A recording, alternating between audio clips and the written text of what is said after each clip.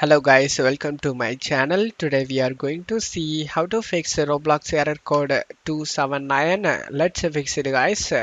Go to search menu and type cmd. Right click on the command prompt and select run as administrator and select yes. Now check my video description for these comments. Just copy and paste it one by one.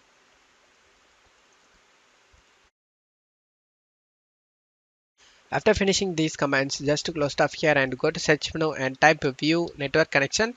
Click on open it. You just need to right click on where internet connection you are using. In my case, I am using Ethernet and select properties. Select internet protocol version 4 and select properties.